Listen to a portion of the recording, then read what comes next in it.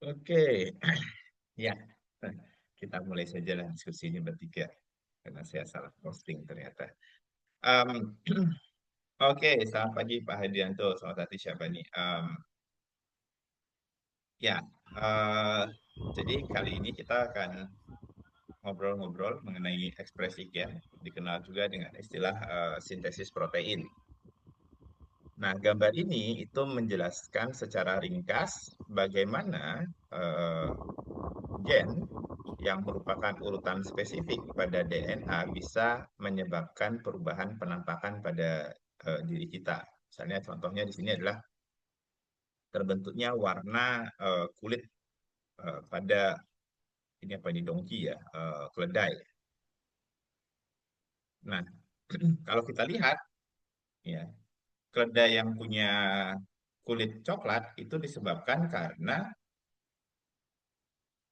eh, gen atau urutan pada DNA di area spesifik pada lokus ini, ya kita sebut aja lokus, itu akan menghasilkan mRNA ya, melalui proses transkripsi. Kemudian informasi pada mRNA ini akan diterjemahkan oleh ribosom tentunya dan menghasilkan protein yang normal. Nah, di mana protein ini akan bertanggung jawab terhadap sintesis pigmen warna coklat. Oke. Nah, sedangkan di sisi lain untuk yang albino ternyata ya urutan pada letak yang sama di sini ya pada lokus yang sama itu terjadi mutasi. Nah, mutasi ini mengubah urutan basa pada DNA ya. Ketika ditranskripsi dia menghasilkan mRNA dan kemudian ternyata mRNA ini menghasilkan protein yang abnormal sehingga dia tidak mampu menghasilkan protein yang mampu mensintesis pigmen coklat ya, sehingga akhirnya dia akan memiliki warna albino atau putih seperti ini. Nah, jadi pada pertemuan kali ini kita akan membahas bagaimana tahapan-tahapan ya dari gen itu menjadi fenotip, di mana eh, proses ini melibatkan dua tahapan, yaitu transkrip, ya, biar adik-adik tidak stres karena bahasa Inggris. Transkrip ini artinya salinan, jadi menyalin informasi yang ada pada DNA menjadi molekul pembawa pesan. Ya, makanya di bahasa Indonesia biasanya mRNA ini disebut RNA duta karena fungsinya adalah membawa pesan. Kemudian pesan ini karena wujudnya adalah urutan basa, itu harus diterjemahkan atau ditranslate ke dalam bentuk urutan asam amino penyusun protein. Inilah yang disebut dengan nama translasi. Ya, itu yang akan jadi fokus kita hari ini. Nah, hubungan antara mutasi gen dengan eh, perubahan enzim itu dibuktikan oleh eh, eksperimennya Tatum ya menggunakan neurospora krasa. Jadi dia ingin mempelajari bagaimana sih sebenarnya eh, sintesis dari suatu senyawa tertentu, berapa gen yang terlibat. Ya, dengan asumsi di sini dia bahwa satu gen itu mengkode satu protein. Nah, itu dulu. Oke. Meskipun nanti ke depannya kita tahu bahwa satu protein itu akan melibatkan banyak gen untuk dia terekspresi.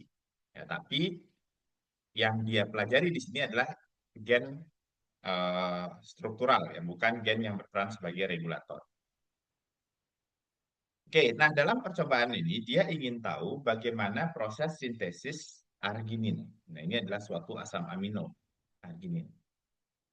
Nah, dia tahu bahwa proses ini melibatkan ornitin dan citrulline, tapi dia nggak tahu urutannya, apakah ornitin dulu atau citrulline dulu, baru kemudian produk akhirnya arginin. Nah, untuk mengetahui ini, maka dia menggunakan tiga jenis mutan yang sama-sama tidak bisa memproduksi arginin. Artinya tanpa arginin dia akan mati. Ini namanya metode auxotropik ya. Jadi pada metode auxotropik kita akan menambahkan senyawa ya ke dalam medium minimal sampai nanti mutan itu hidup. Oke. Nah, pada kasus pertama, kalau kita lihat dari eksperimennya, dia menumbuhkan ketiga mutan dengan wild type pada medium minimum. Medium minimum. Jadi tidak ada tambahan asam amino apapun. Nah, medium minimum ini mengandung mineral dan sumber karbon. Sehingga wild type itu akan bisa hidup. Ya. Wild type itu akan bisa hidup. Tetapi mutan karena tidak mampu memproduksi arginin, ketiga-tiganya akan mati. Oke.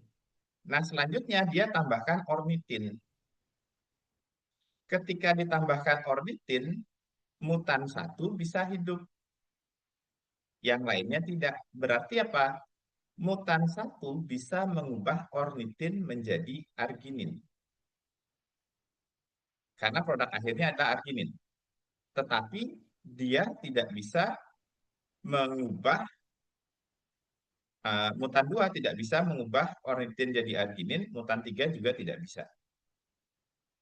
Kemudian kalau ditambahkan citrulline, ya, mutan satu bisa mengubah citrulline menjadi arginin. Mutan 2 bisa mengubah citrulline jadi arginin. Mutan 3 tidak. Oke. Nah, sedangkan kalau ditambahkan absotrofik berupa arginin, semuanya bisa hidup karena memang arginin ini adalah produk akhir yang diharapkan. Sehingga kita tahu bahwa arginin itu pasti paling terakhir. Nah, sekarang pertanyaannya, mana yang lebih dulu, ornitin atau citrulline? Oke, nah, sekarang kita lihat mutan satu dan mutan 2. Nah, kalau mutan satu, misalnya kalau ornitin itu lebih dulu, jadi kalau urutannya kita buat seperti ini, ya. Kalau urutannya adalah prekursor, kemudian ornitin, kemudian citrulline, baru kemudian arginin. Oke. Nah, kalau mutan satu, dia misalnya bisa membuat, kalau kita tambahkan ornitin, kan berarti kita tambahkan dia ornitin. Dia bisa hidup, berarti dia bisa mengubah ornitin jadi arginin. Berarti enzim yang di sini pasti normal. Sorry, enzim ya. Jadi kemungkinan mutasinya adalah di sini. Nah, enzim yang di sini dia normal, ya, karena masalah dia tidak bisa mensintesis ornitin. Makanya ketika dikasih citrulline, ya, dia juga tetap bisa hidup karena citrulline itu posisinya di sini. Ya, jadi dari sini kemungkinan mutan satu itu mutasinya di sini. Ini mutan satu. Bagaimana dengan mutan 2? Mutan 2 itu baru bisa menghasilkan arginin ketika dia ditambahkan citrulline.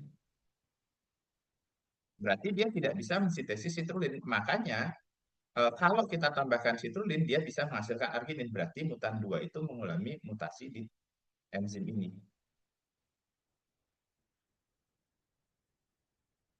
Oke. Nah, sedangkan mutan 3 itu baru bisa hidup kalau ditambahkan arginin. Berarti dia mengalami mutasi di sini. Jadi ini adalah mutasi, letak letak mutasi mutan 3. Oke. Ya, jadi dengan metode aksotrofik, ya, selain dia membuktikan bahwa teori one gene one enzyme, satu gen memang berpengaruh terhadap eh, sintesis satu enzim, dengan metode aksotrofik ini juga nanti kita bisa menentukan eh, proses dari biosintesis. Nah, misalnya tadi kan kita sudah buat ini prekursor ornitin, citrulline, arginin. Nah, kenapa bukan prekursor citrulline, arginin, sorry, citrulline, ornitin, kemudian arginin. Nah, kenapa bukan seperti ini misalnya? Ya, karena kalau kita lihat ini, kita cek ke mutan satu itu kan baru bisa hidup kalau ditambahkan ornitin. Ya, dia ditambahkan ornitin. Berarti mutan satu itu mengalami mutasi di sini. Kalau asumsinya urutannya seperti ini. Karena kan berarti dia tidak bisa menghasilkan ornitin. Ya, oke. Nah, kemudian ditambahkan citrulline. Citrulline dia bisa hidup. Oke, menggunakan mutan satu. Mutan satu ini bisa hidup ornitin plus citrulline. Oke. Berarti kalau demikian, maka dia bisa hidup citrulline ditambah ornitin. Berarti posisi mutan satu, kalau dia mutasi, kalau urutannya seperti ini ya, berubah. Jadi mutan satu itu posisinya di sini. Karena dia ditambahkan citrulline bisa hidup, ditambahkan ornitin bisa hidup. Nah, kemudian kita lihat mutan 2. Mutan 2 ini hanya bisa hidup kalau ditambahkan citrulline. Kalau hanya ditambahkan citrulline, mutan 2 bisa hidup. Oke, berarti kan mutan 2 itu tidak bisa memproduksi ini. Nah, kalau dalam soal bahwa satu mutan itu apa namanya spesifik hanya satu mutasi, maka harusnya mutan satu dan mutan 2 nggak mungkin posisinya seperti ini. Ya, dia ada di mutasi di titik yang sama. Jadi urutan yang paling pas itu adalah yang ini. Oh,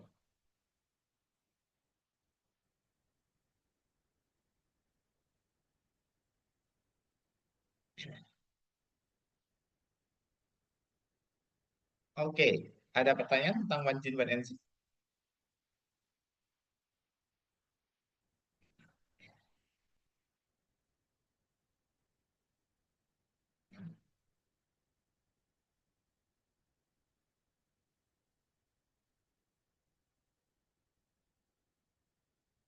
Oke. Nah,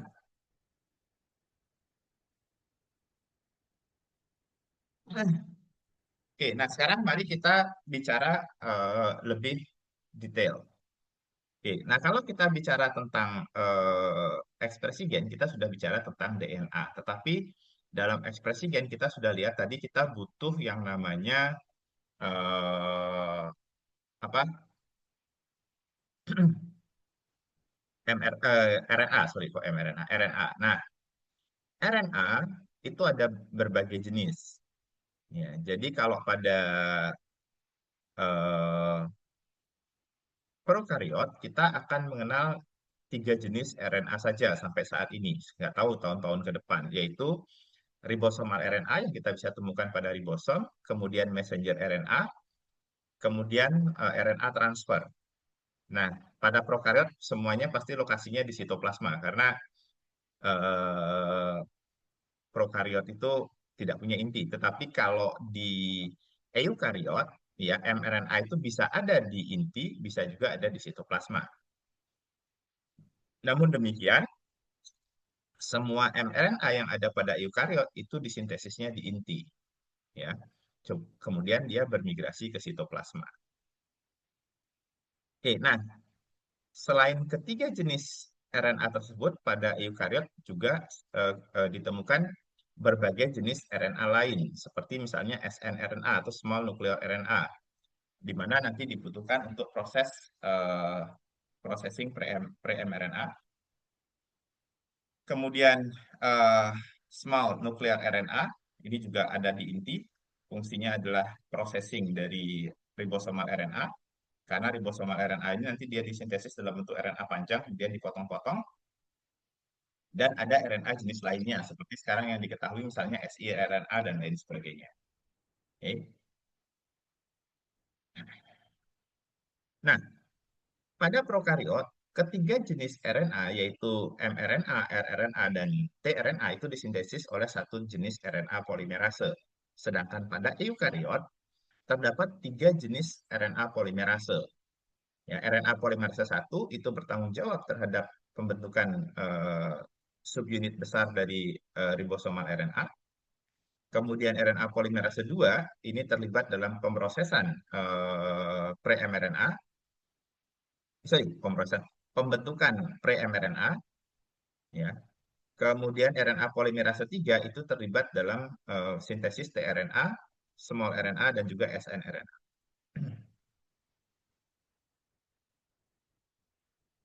Oke, nah itu tadi sedikit pengenalan tentang RNA. Sekarang kita masuk ke ekspresi gen.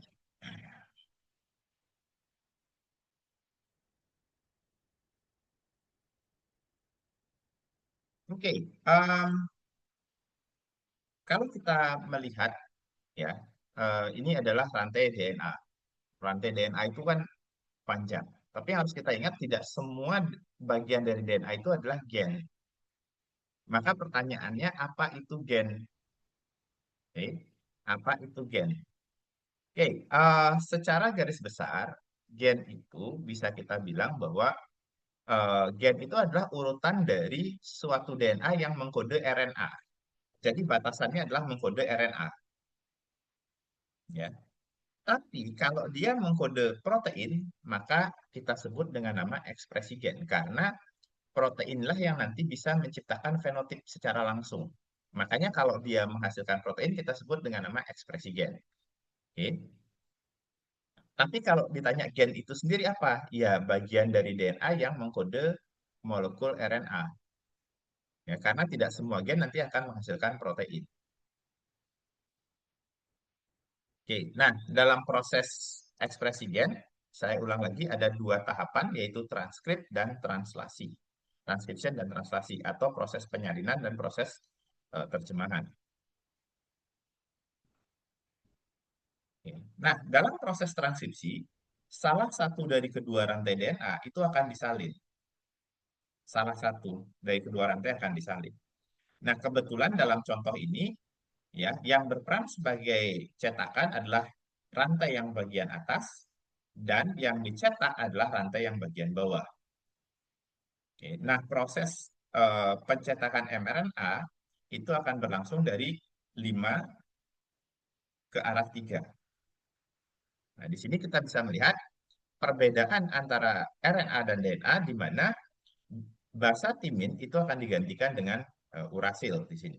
Sedangkan basa yang lainnya sama G, ya, A juga sama, C juga sama. Nah, kemudian pada fase translasi, tiga basa itu akan diterjemahkan menjadi satu asam amino.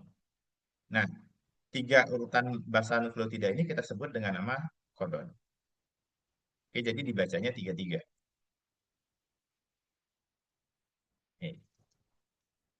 Nah, sekarang kita masuk ke bagaimana kemudian ya enzim yang bertanggung jawab terhadap ekspresi gen itu menentukan oh ini gen, ini bukan gen.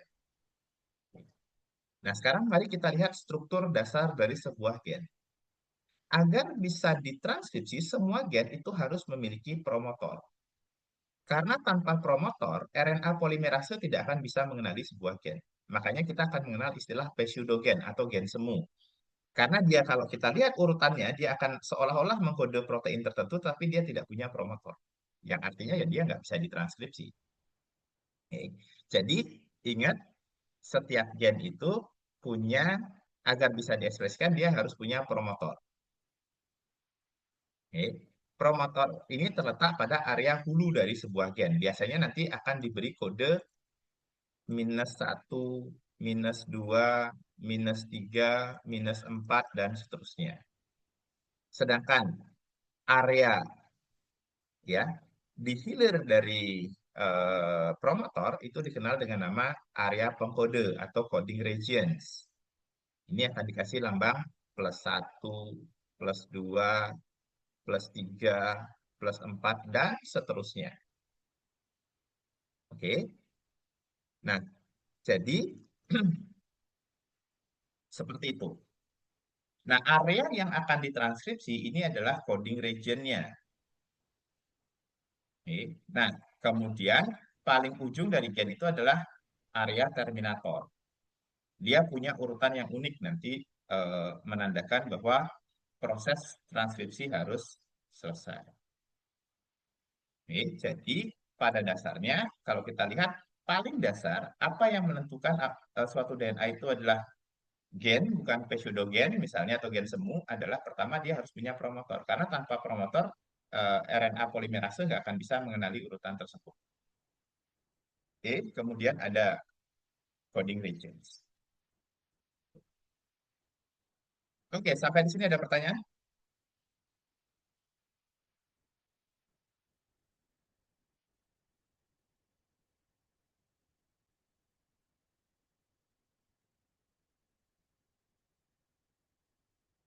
Atau ada yang mau nambahkan? Silahkan.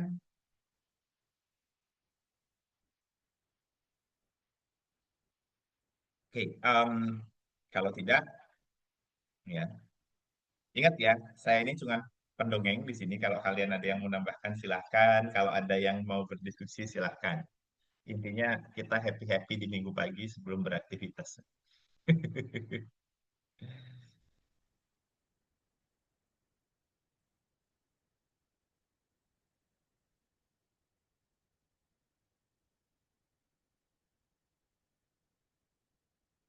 Oh, ya, betul, Syabani. Nanti kalau kita lihat mRNA, kita akan mengenal istilah three accent UTR sama five accent UTR.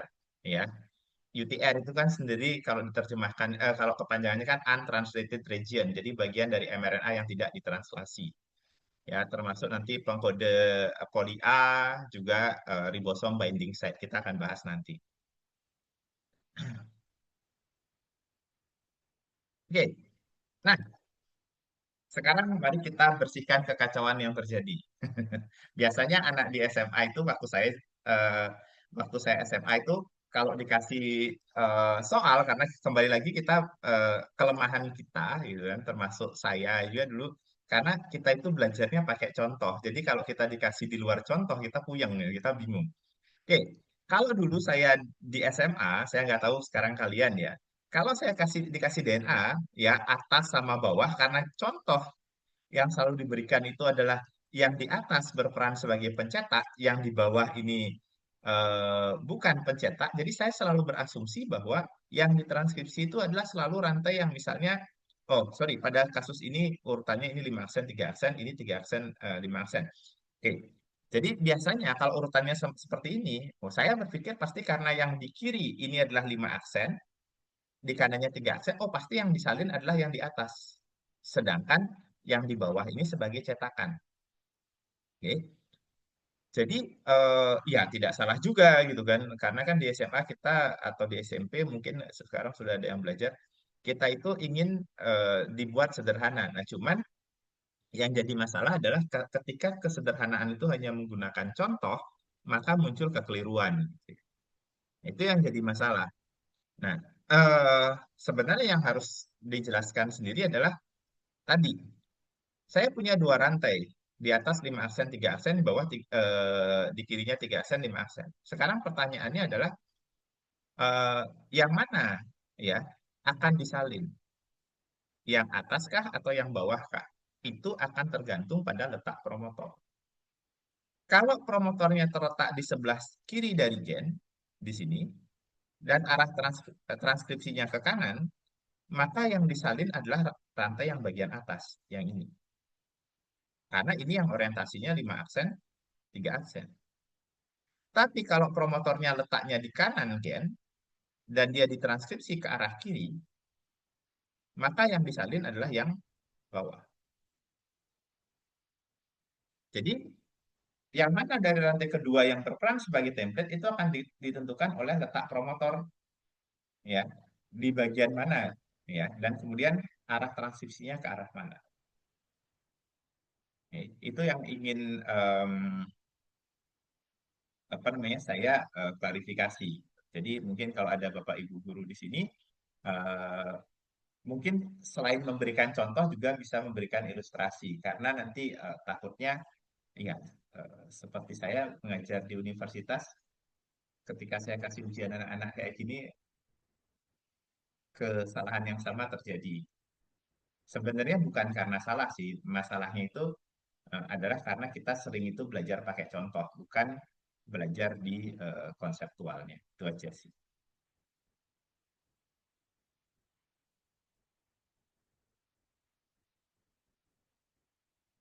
Ya, betul Sabani. Jadi perhatikan posisi promotor dan arah transkripsi.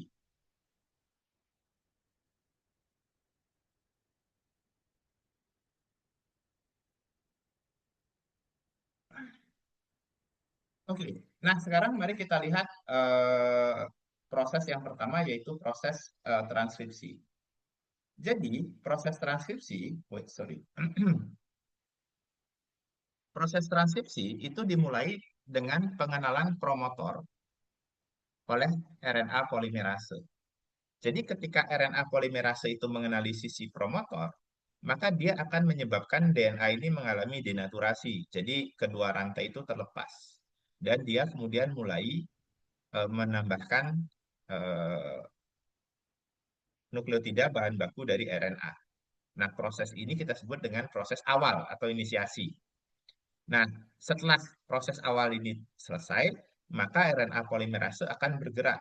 Nah, kebetulan di sini saya akan pakai bahasa kebetulan karena kalau saya bilang dari kiri ke kanan nanti akan jadi kebiasaan. Kebetulan di sini memang promotornya di kiri dan arah transkripsinya ke kanan. Sehingga di sini RNA polimerase akan terus bergerak ya, memperpanjang rantai dari RNA ini terus bergerak ya ke area ini sampai nanti dia menemukan urutan terminator. Nah, ketemu urutan terminator, maka kemudian dia akan terlepas dan RNA juga terlepas. Nah, proses pergerakan dari mRNA dari promotor menuju terminator ini kita sebut dengan istilah elongasi karena biasanya bahasa Inggris itu rada menyebalkan bagi anak-anak yang memang tidak terlalu suka belajar bahasa Inggris kayak saya dulu gitu kan. Eh, Mungkin kita perlu juga menerjemahkan menjadi bahasa yang lebih familiar bagi kita itu proses pemanjangan gitu kan. Pemanjangan baru kemudian penghentian atau terminasi ya. Jadi nanti kalau ada kode penghentian atau terminasi maka RNA polimerase akan terlepas. Nah, pertanyaannya adalah bagaimana apa namanya RNA polimerase itu tahu promotor itu ini gitu kan, bukan ini atau bukan di sini. Kan itu pertanyaannya. Jadi kalau kita biasanya di SMA punya pertanyaan kritis, ya harus memang berlatih kritis. Kok bisa RNA polimerase itu tahu ini promotor? Kenapa dia nggak nempel di tengah dan kenapa dia nggak nempel di ujung? Kan itu pertanyaan kritisnya. Nah, sama seperti hidup kita. Kita itu mengenali sesuatu karena ada kode-kode yang kita kenali. Kita bisa tahu bahwa belok kiri karena ada papan petunjuk belok kiri. Kita tahu jalan itu lurus karena ada kode penunjuk bahwa jalan itu lurus. Ya. Nah, di sini RNA polimerase juga mengenali kode. Kodenya adalah urutan khusus pada DNA itu sendiri. Oke. Nah, di sini.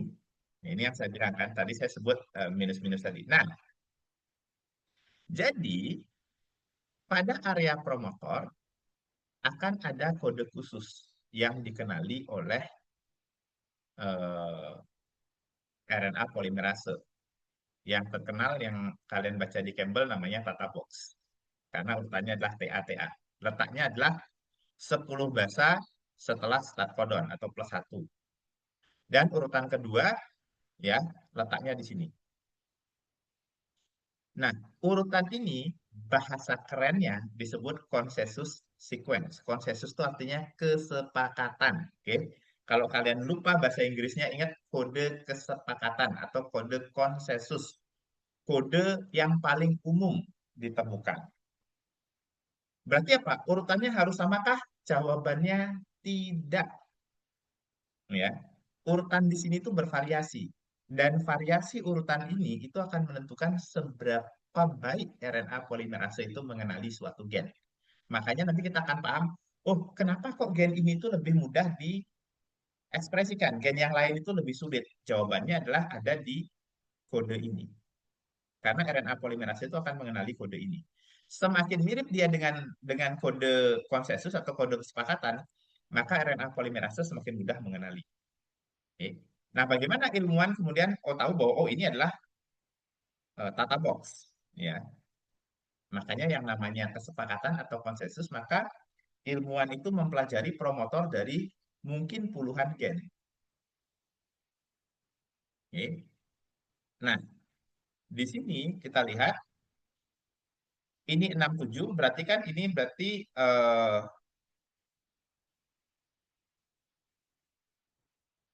urutan tata box. Ya, dan ini urutan minus 35 yang lain ya, yang tidak diberi nama lah. Oke. Jadi bagaimana cara membuat consensus sequence-nya? Maka dia urutkan. Ini adalah pengkode triptofan, gennya triptofan. Ini tRNA yang untuk tirosin. Ini yang lak operon, rekombinase A, RNDA, saya nggak hafal ini apa. Kemudian arabidosis, sorry, arabinosa operon. Dia urutkan. Di sini T, T, T, T, T, C. Berarti yang paling umum adalah T. Nah, di buku Campbell itu akan ditulis dalam huruf besar. Kalau dia paling umum, T-nya T gede. Nah, kalau dua ada alternatif, nanti dia akan kasih misalnya T slash apa, gitu. Nah, kebetulan di sini adalah T yang paling umum. Kemudian di sini T, T, T, T, T, T. Ya, berarti absolut T ya. Kemudian yang ketiga G, T, T, G, G, G. Paling umum adalah G. Maka di sini yang paling umum adalah G.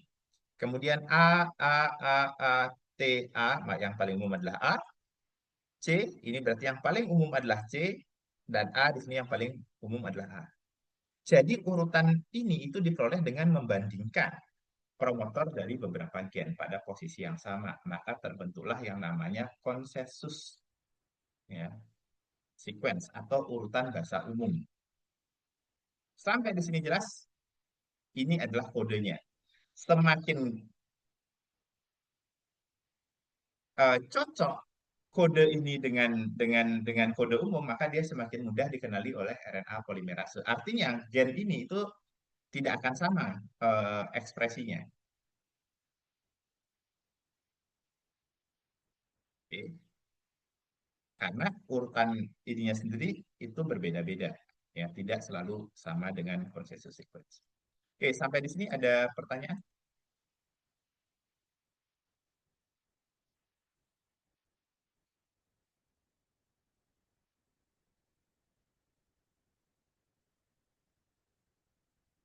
Kenapa T? Maksudnya kenapa T dan A, kenapa nggak A dan C? Maksudnya apa, siapa nih?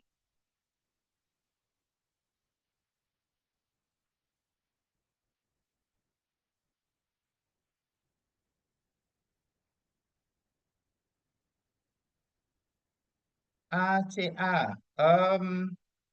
Oke, mungkin kamu bertanya kenapa di sini lebih banyak T-nya, kenapa nggak banyak C sama G gitu ya?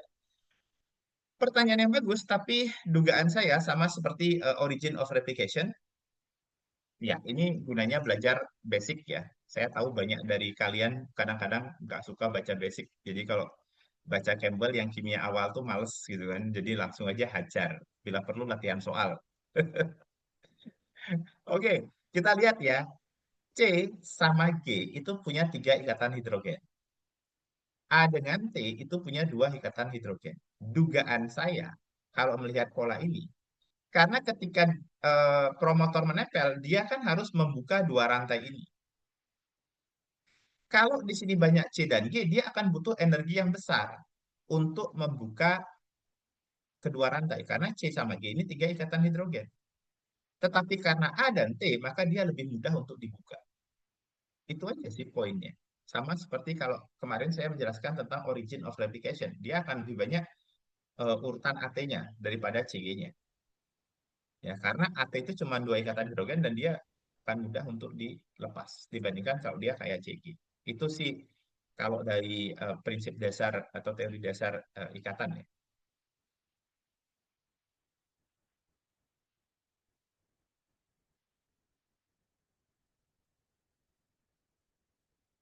Oke.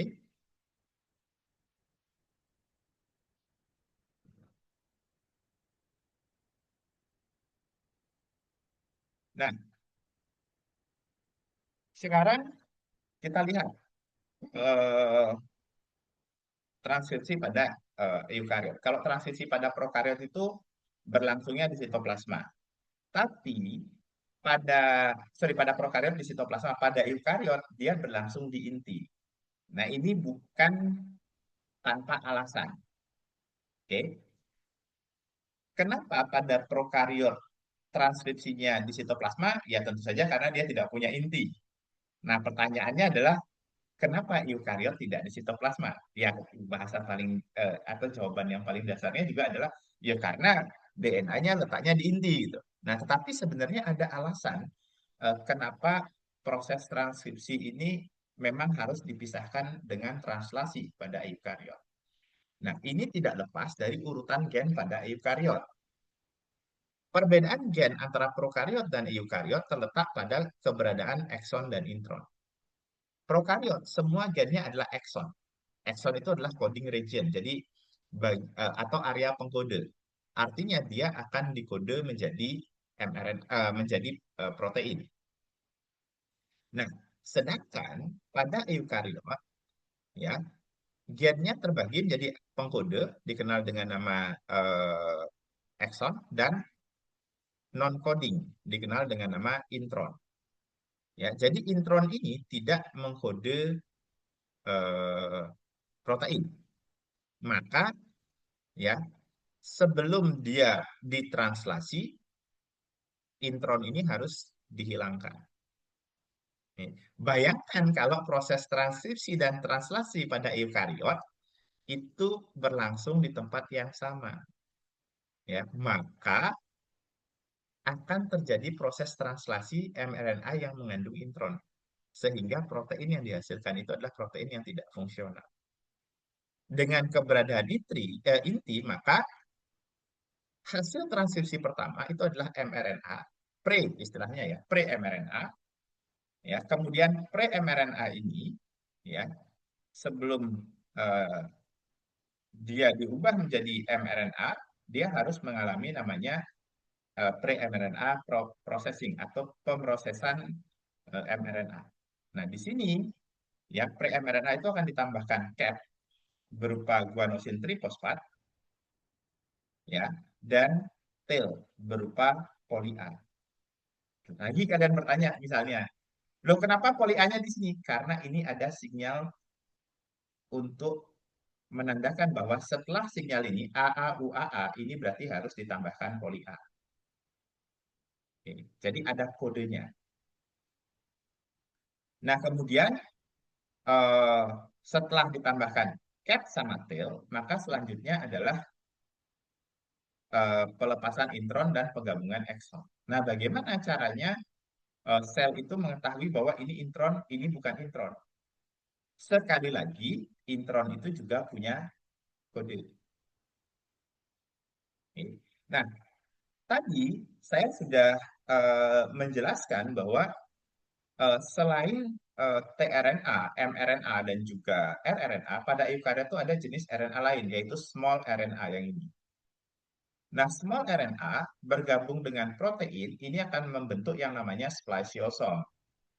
Nah, small RNA pada spliceosome itu akan mengenali konsensus sequence yang ada pada daerah pas 5 aksen dari, atau sorry, pas 3 aksen setelah ekson, di sini, ya, dan di sini. Jadi tidak pas setelah ekson berikutnya. Nah, ini adalah konsensus sequence yang akan dikenali, dan kalau dia bisa mengenali dua area ini, berarti dia adalah ekson. Sorry, dia adalah intron, maaf. Dan artinya harus di splicing. Nah, jadi kalian bisa bayangkan kalau area ini mutasi, ya, maka splicing pada titik ini itu tidak akan terjadi. Jadi semuanya pakai kode ya. Jadi kita bicara di sini tidak random. Nah, setelah splicing maka terbentuklah mRNA yang utuh. Nah, tadi tanya, mRNA yang utuh itu akan terdiri atas cap, poly A tail. Ini fungsinya nanti adalah menjaga kestabilan. Cap ini membantu proses translasi. 5 UTR, ya, bahasa Indonesia area yang tidak ditranslasi, tapi penting karena area ini adalah sisi pengenalan ribosom. Dan juga 3 aksen UTR. Nah, kemudian ini ada area yang mengkode protein, dikenal juga dengan istilah ORF. Jadi koreksi kalau saya salah ya. ORF atau Open Reading Frame. Ya, jadi area dari mRNA yang mengkode protein.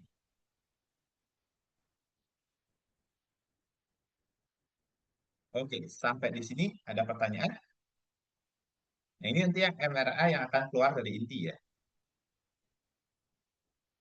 Ada pertanyaan sampai di sini?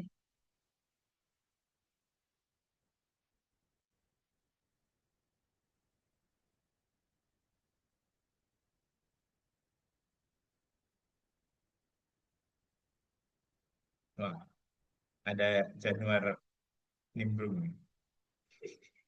Halo Januar, kamu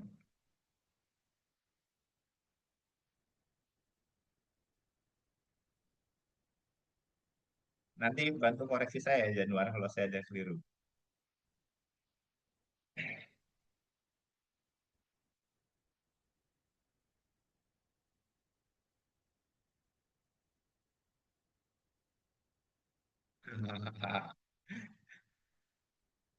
Oke, kalau tidak kita lanjut. Nah, sekarang apa hubungan dari ekson-ekson ini dengan protein? Nah, ini saya kenalin sedikit saja. Beberapa protein itu akan punya beberapa tipe lipatan khusus. Dia itu unik. Misalnya untuk antibodi, dia akan punya lipatan yang unik yang mencirikan bahwa itu adalah tipe lipatan dari antibodi. Nah, tipe lipatan khusus yang terbentuk pada protein itu kita sebut dengan nama domain. Ya. Jadi kalau di sini misalnya asumsinya itu hubungan ekson dengan struktur protein adalah ya ekson itu mengkode kalau kita punya tiga ekson ya di sini dia akan mengkode tiga domain sehingga ini domain satu, domain dua, domain tiga dan ini biasanya akan ada rantai penghubung antar domain. Kalau di apa namanya di antibody ya, nanti ada namanya engsel di sini ya. Jadi penghubung. Nah, itu penghubung antar domain. Jadi domain itu adalah tipe pelipatan khusus yang bisa ditemukan dalam satu protein. Ya, domain itu bisa ada dua, bisa ada tiga, bisa lebih dari itu.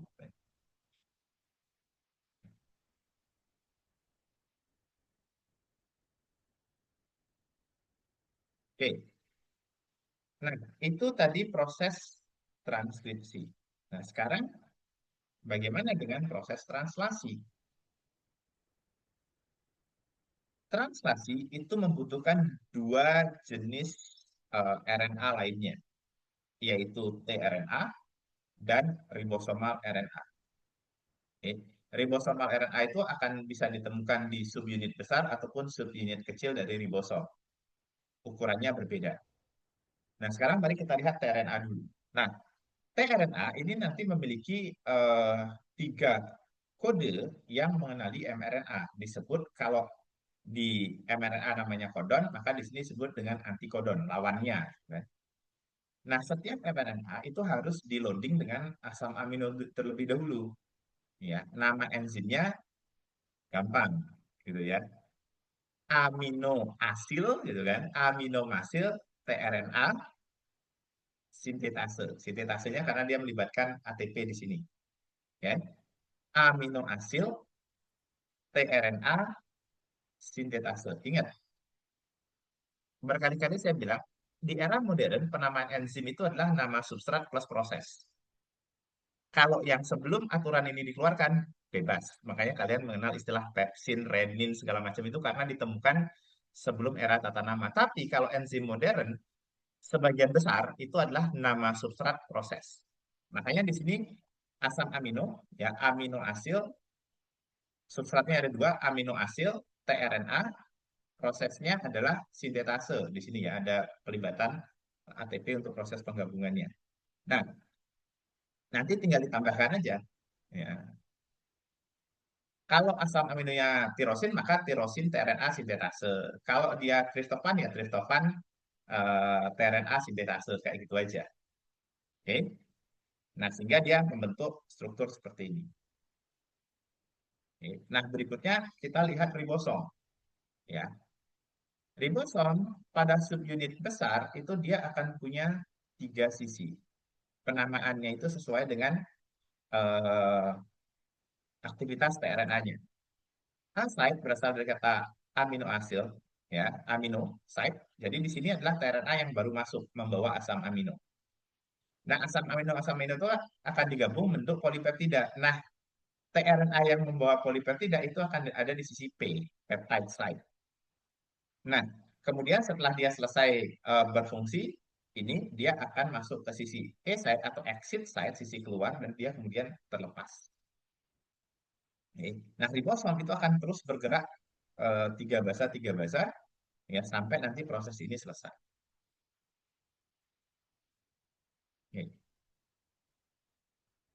Nah, pertanyaan yang sering muncul, ya, yang di SMA tidak diajari adalah, Pak, katanya start codon itu adalah AUG. Di sepanjang mRNA saya ketemu AUG di sini. Sorry, otak sama tangan nggak jalan bareng. Di sini AUG, di sini AUG, di sini AUG. Terus yang mana dong yang start codon? Nah, kan sering pertanyaannya kayak gitu. Yang mana? Di mana dong proses translasi itu dimulai? Oke, ingat kata kuncinya selalu adalah semua itu ada kodenya. Ya, jadi tidak ada di alam ini bekerja random. Ya, random itu adalah ketidakmampuan kita untuk mengukur semua variabel karena kita memang terbatas ya.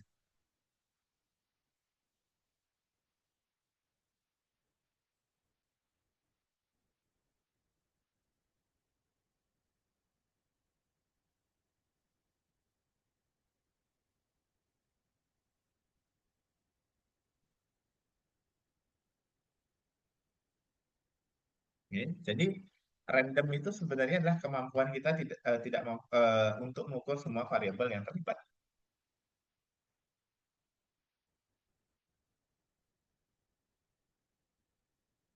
Oke, nah jadi yang mana auge? Nah, yang berperan sebagai start codon. Nah, di sini dari semuanya itu yang ini. Kenapa yang ini? Karena ya AUG yang terletak setelah titik melekatnya ribosom itu adalah start codon. Karena ribosom itu kan mulai nempel di sini, bukan nempel di sini gitu kan. Kalau ribosomnya mulai nempel di sini, ya, ya ini AUG startnya. Nah, tetapi karena ini adalah bakteri ya, karena pada bakteri titik melekatnya ribosom ada di sini, nama kodenya adalah Shine-Dalgarno, maka start AUG pertama setelah Shine-Dalgarno itulah start codon. Oke. Dan kemudian nanti ribosom akan terus bergerak sampai ketemu stop codon. Nah, stop codonnya ada tiga, diawali semuanya oleh U, yaitu UAA, kemudian UAG, dan UGA. Ini adalah start codon. Sorry, stop codon.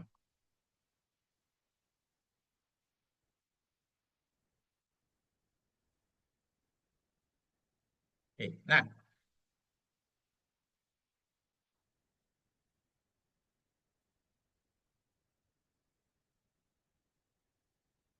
saya taruh ada sel Galano nggak? Oke. Oke, Shane-Dalgarno ini adalah urutan khusus pada bakteri. Kalau pada prokariot ya, pada eukariot namanya kozak, tapi sedikit berbeda. Jadi pada bakteri ada urutan khusus namanya Shane-Dalgarno. Saya lupa urutan detailnya dan saya juga nggak terlalu peduli. Jadi urutan khusus yang nanti memberitahu bahwa ribosom harus nempel di sini. AUG setelah ribosom menempel itulah start codon. Meskipun nanti di sini ada AUG, di sini juga ada AUG, maka ini bukan start codon. Jadi start codon itu adalah AUG setelah penempelan ribosom. Kebetulan pada bukan kebetulan, tapi pada prokariot ya urutan ini dikenal dengan nama Shine-Dalgarno. Jadi urutannya spesifik. Saya lupa, tapi kan naruh di sini. Nggak tahu di slide saya yang mana. Tapi itu ada. Kalian saya cek di internet urutan Shine-Dalgarno.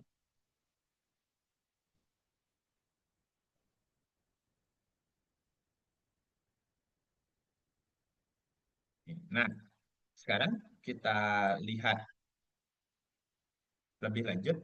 Nah, di sini jadi proses translasi itu akan pada bakteri ya, karena pada eukariot sedikit berbeda, jadi kita pakai bakteri sebagai model.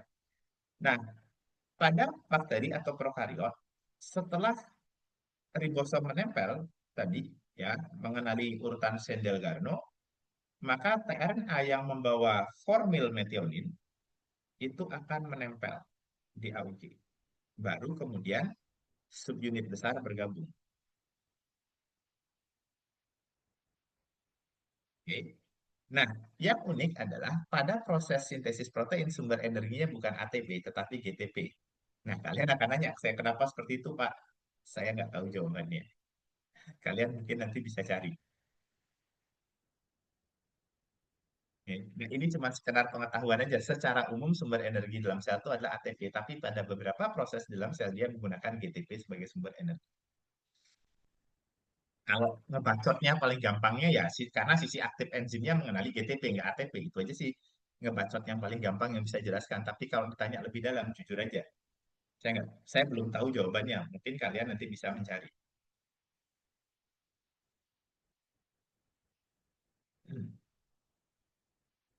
Oke, nah pada proses translasi ya, eh,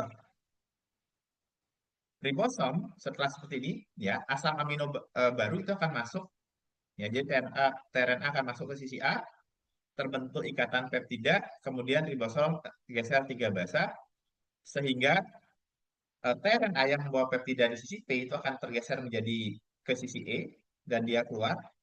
Nah, sedangkan yang ada di sisi A itu akan tergeser ke sisi P. Nah, ingat, protein itu disintesis dari ujung amina ke karboksil. Jadi dari N ke ujung C. Jadi asam amino baru akan ditambahkan di ujung C. Maka kalau ada pertanyaan yang mana ujung N-nya? Ini. Yang mana ujung C? Ini. Gitu. Ini dihafal? Enggak. Ini karena kalian belajar sebelumnya proses sintesis protein. Jadi gimana asam amino itu dihubung-hubungkan menjadi protein. Ya, tetapi dalam sebuah soal atau sebuah kasus, ya, kalau kalian paham konsepnya, dikasih pertanyaan, maka kalian dikasih pertanyaan seperti ini dengan mudah kalian akan bisa menjawab. Oh, terus Pak, ini mRNA mana ujung 5 aksen, 3 aksennya? Kalian lihat dari pola ini kan, berarti 5 aksennya di sini, ini 3 aksennya. Ya, seperti itu. Oke. Jadi, itulah keunggulan kalau kita belajar sesuatu dengan memahami. Kita pelajari konsepnya, bukan dengan menghafal atau mengenali contoh.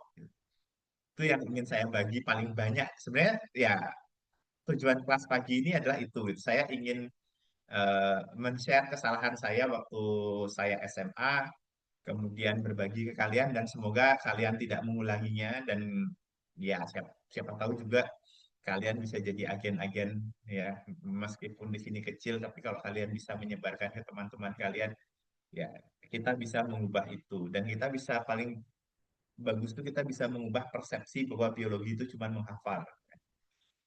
Sehingga banyak lagi anak-anak yang tertarik untuk belajar biologi. Saya saya nggak ngerti kenapa gitu. Karena padahal sebenarnya kalau kita mau belajar krisis pangan apapun kesehatan ya semuanya kan dari pemahaman dasar tentang biologi sebenarnya. Kalau kita bicara alat-alatnya ya tentu kita bicara fisika ya.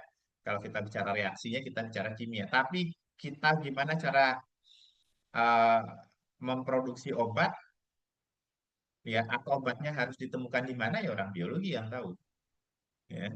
Bagaimana cara memelihara ikan? Orang biologi yang tahu, meskipun pakan ikannya bukan dibuat oleh orang kimia gitu kan. Terus mesin mesin pengairannya juga dibuat oleh orang lulusan fisika atau teknik gitu. Tapi untuk nanam, untuk tahu tanamannya sehat atau tidak ya orang biologi harusnya gitu. Nah, sedangkan kalau orang nggak tertarik sama biologi kan lucu ya, nggak suka biologi terus tiba-tiba masuk ke dokteran. Nah, ini kan ruwet juga ya. Orang yang ilmu dasarnya nggak kuat tapi kemudian ya mengobati kita. Ya, bukan tidak bisa, bisa, tapi kan kontang-kanting kan. dan peluang errornya juga jadi besar. Gitu. Itu sih sedikit intermezzo saja. Woi, kok jadi kayak gini? Oke, oke, kita lanjut. Nah, kemudian ya nanti proses ini akan terus, proses elongasi akan terus berjalan, ribosom terus berjalan sampai nanti dia ketemu yang namanya stop codon. Nah, tadi saya sudah bilang stop codon itu ada tiga. Nah, kemudian nanti ketika eh, ribosom menemui stop codon, maka yang di sini yang menempel atau yang masuk bukan tRNA tetapi release faktor. Nah, release faktor ini begitu nempel, maka kompleks transaksi akan disassembly atau terlepas semuanya. Oke, terlepas semuanya. Ya, proses transaksi berakhir.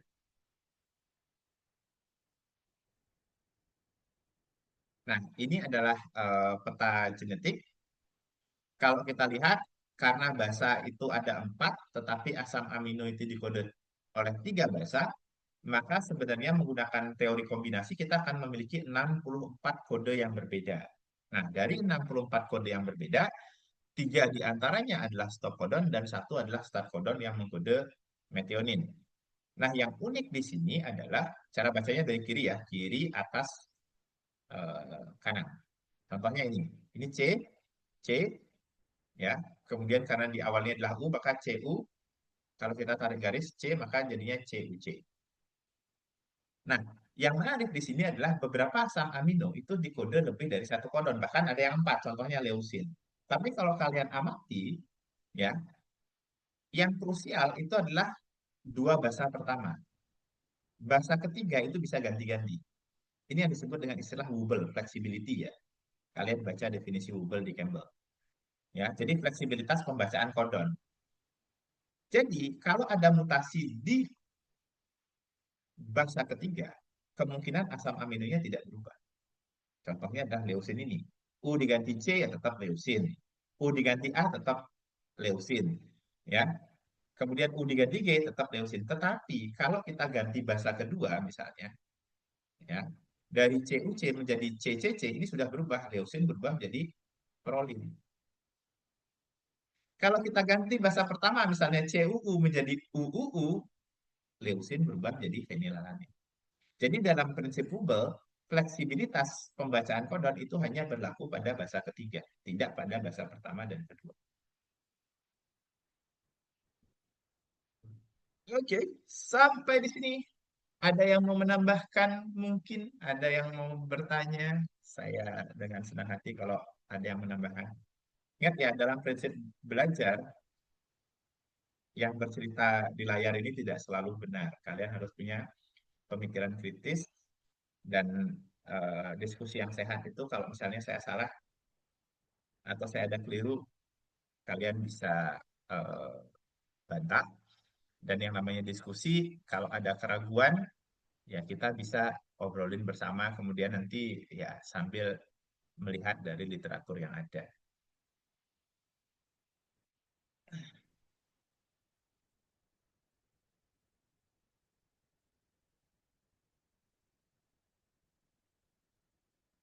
Oke, ada pertanyaan? Atau ada yang mau menambahkan?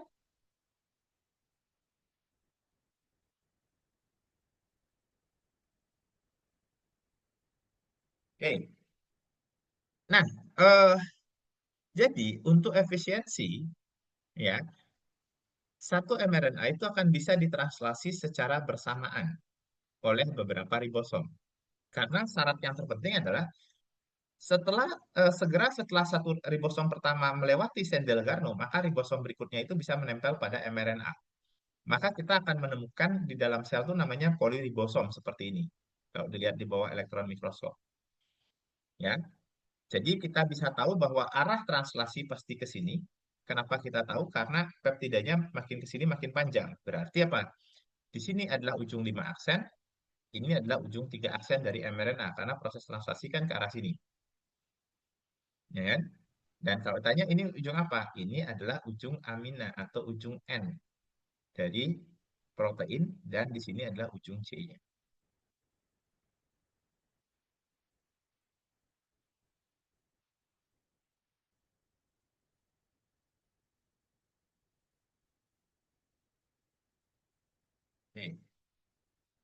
Nah, itu tadi saya jelaskan tentang sintesis protein yang ada di prokariot.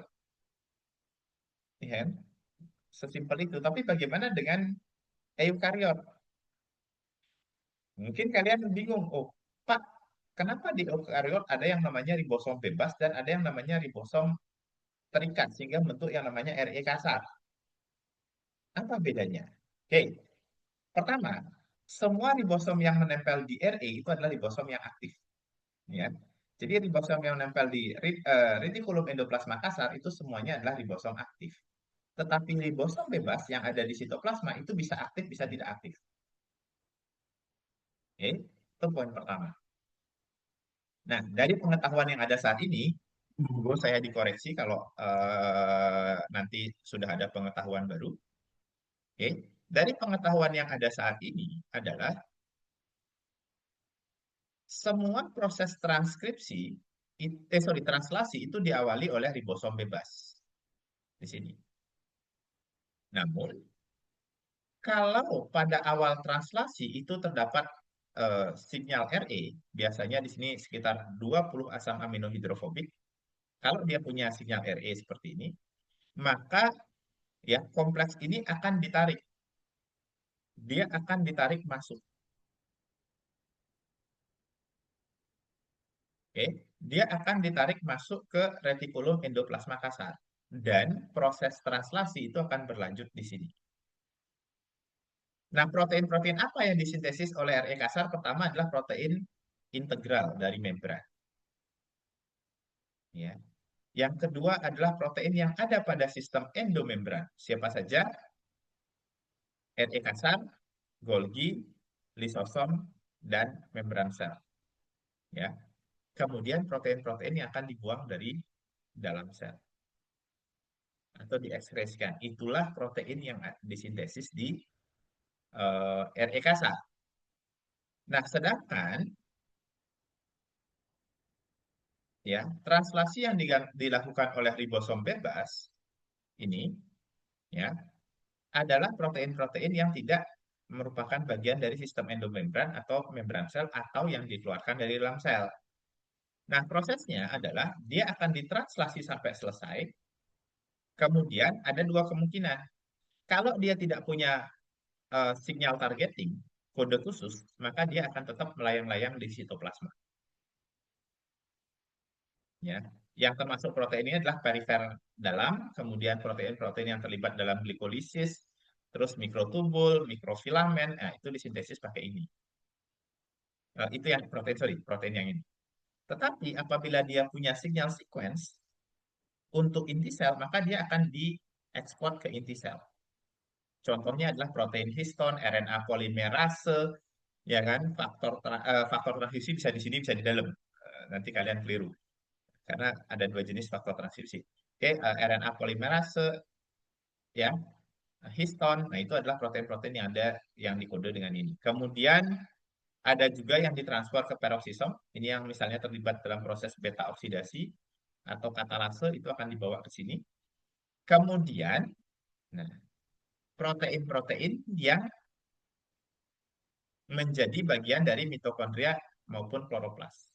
Oke, kalian sudah tahu bahwa mitokondria dan kloroplas itu sebenarnya adalah endosimbios. Dia adalah bakteri. Dia punya DNA sendiri, dia punya ribosom sendiri yang mirip dengan bakteri. Tetapi dalam proses endosimbiosis, ya, beberapa gennya itu kemudian hilang dan mampu di-cover oleh gen yang ada di nukleus. Sehingga, ya, kalau kalian ambil mitokondria dan kloroplas keluar dari sel, pada beberapa saat dia pasti mati karena ada beberapa protein yang dibutuhkan oleh mitokondria dan kloroplas itu dikode oleh gen yang ada di inti. Artinya apa? Dua organel ini sudah nggak bisa lagi hidup mandiri di luar sel karena ada protein-protein yang memang yang dia butuhkan sendiri tapi sudah hilang dalam proses endosimbios dan itu akan dikomplement atau digantikan oleh gen yang dikode di nukleus. Nah, jadi nanti kalau misalnya protein posisinya di stroma, stroma itu di sini misalnya dia akan butuh dua sinyal. Kalau ada di tilakoid, dia mungkin butuh 3 sampai 4 sinyal seperti ini. Oke. Ya, tergantung nanti posisinya ada di mana. Oke, sampai di sini ada pertanyaan atau ada tambahan?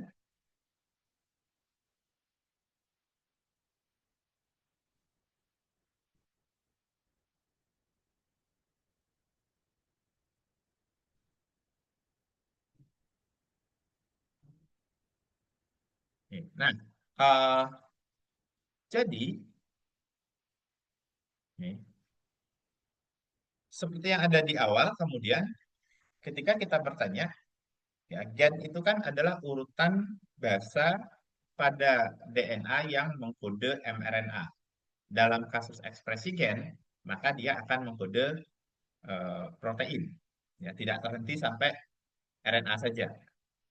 Nah, kalau dia mengkode protein, maka karena urutan asam amino pada protein ditentukan oleh urutan DNA, ya, maka jika urutan pada DNA yang mengkode protein itu ditukar, maka ada kemungkinan terjadi perubahan susunan asam amino.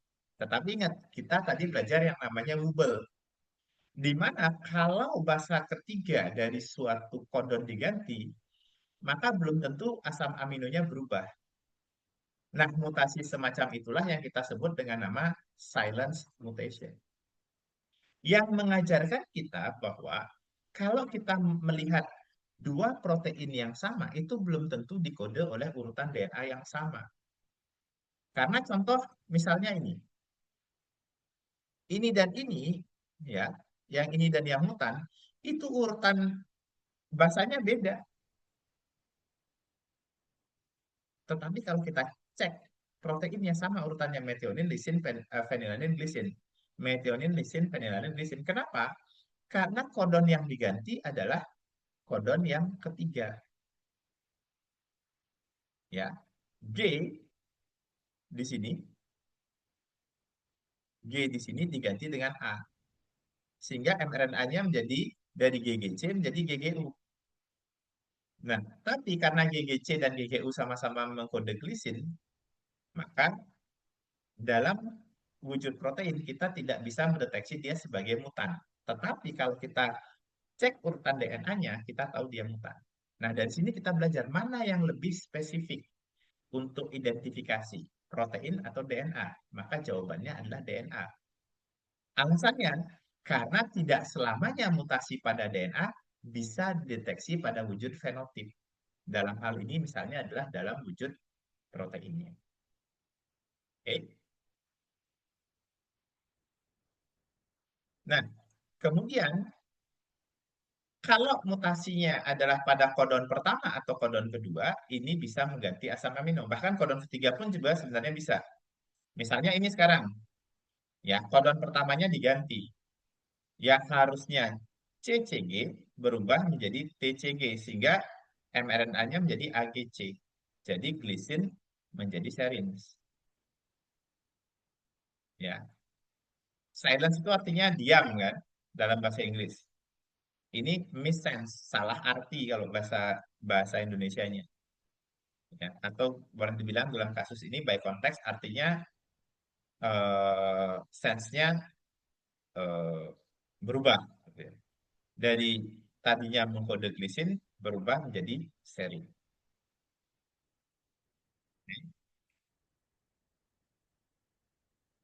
Nah, mutasi tunggal seperti ini itu bisa berbahaya, bisa tidak berbahaya. Tergantung apakah asam amino yang diganti itu sejenis, misalnya polar dengan polar, atau kalau dia polar diganti non polar, efeknya bisa runyam. Contohnya pada sickle cell anemia, di mana asam amino polar diganti non polar, sehingga cukup satu mutasi akhirnya bisa mengubah morfologi dari sel secara keseluruhan. Ini.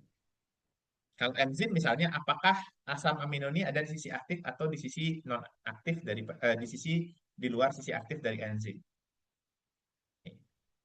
Nah, kemudian ada mutasi yang tidak menghasilkan asam amino atau artinya eh, mutasinya kosong gitu ya, atau dikenal juga istilah nonsense, omong kosong kalau dalam bahasa Indonesia. Jadi nonsense itu terjadi apabila mutasinya menghasilkan stop codon. Nah, ini tentu saja mutasi jenis ini tergantung pada di mana posisi stop codonnya. Kalau seperti ini di awal, otomatis fungsi dari protein itu akan hilang. Oke. Nah, ini kita sebut dengan substitusi basa. Ada juga mutasi tipe lain, yaitu insersi atau delesi.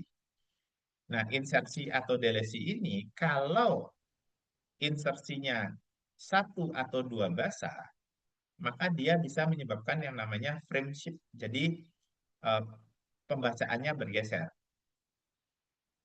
Sehingga apa?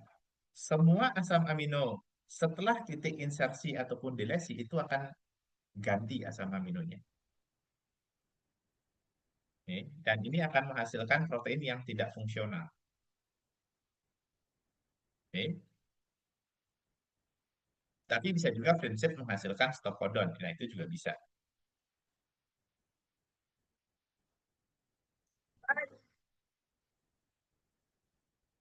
Oke, sampai di sini ada pertanyaan?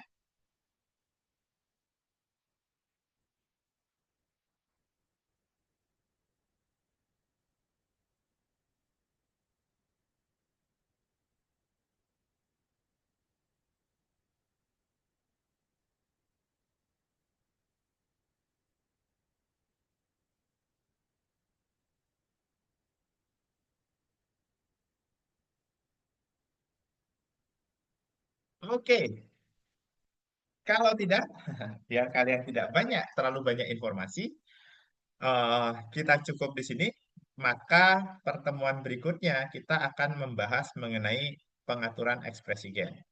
Oke, nah sebagai akhir, kalau tidak ada pertanyaan, ini adalah perbandingan dari ekspresi gen pada prokariot dan eukariot. Jadi pada pada prokariot, transkripsi dan translasi berlangsung di sitoplasma. Nah, keuntungannya adalah proses transkripsi dan translasi itu bisa berlangsung secara bersamaan. Sehingga boleh kita bilang ekspresi gen pada prokariot itu berlangsung lebih cepat daripada eukariot. Karena pada eukariot harus melewati yang namanya RNA processing terlebih dahulu. Ya, baru kemudian RNA-nya ditransport. Nah, karena ribosom dan sintesis RNA-nya ada di lokasi yang terpisah, maka pada eukariot tidak mungkin proses transkripsi dan translasi itu berlangsung secara bersamaan. Oke. Nah, kalau kita lihat dari segi mRNA, ya, hasil transkripsi dari prokariot, ya, nanti mRNA-nya tidak memiliki cap and tail. Oke. Eukariot punya, ya. Adanya pemrosesan pre-mRNA ini karena pada gen eukariot ada ekson dan intron, pada gen prokariot tidak ada. Nah, sehingga nanti ke depannya kalian akan paham, kita tidak mungkin memotong DNA eukariot, kemudian kita sambung ke prokariot untuk menghasilkan protein eukariot. Karena ingat, di sini ada intron dan ekson, di sini hanya ekson saja. Jadi bakteri itu tidak ngerti yang namanya proses RNA processing atau splicing. Maka nanti yang dilakukan oleh ilmuwan adalah mengubah mRNA menjadi DNA. Nama prosesnya kalau dari sini ke sini nanti dari sini ke sini namanya transkripsi, maka proses kebalikannya adalah kebalikan dari transkripsi atau reverse transkriptase. Ya, dikenal juga dengan istilah cDNA. Ya. Nah, cDNA ini nanti baru boleh dimasukkan ke bakteri. Oke, itu untuk hari ini. Jadi intinya adalah kalau konsep kalian kuat, kalian akan bisa memahami soal-soal seperti ini atau ke depan kalau kemudian kalian tertarik jadi ilmuwan gitu ya. Nah, maka kalian akan dengan mudah memahami, oh kalau saya melangkah seperti ini mungkin untuk dilakukan, ini tidak mungkin dilakukan. Seperti itu. Oke, ya, ada tambahan atau ada pertanyaan dari semua yang hadir?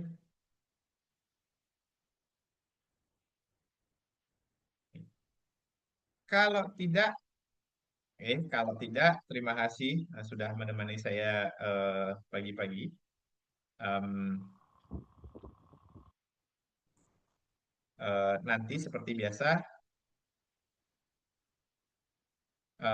biasa nanti ininya saya taruh di YouTube. Kalian bisa lihat, eh, siapapun boleh melihat. Kalaupun ada komen koreksi silahkan gitu ya. Intinya ini adalah kelas hura-hura yang tujuannya ya seperti yang saya bilang bahwa membuat kalian tertarik dengan biologi dan lain sebagainya. Oke, terima kasih. Selamat pagi semuanya.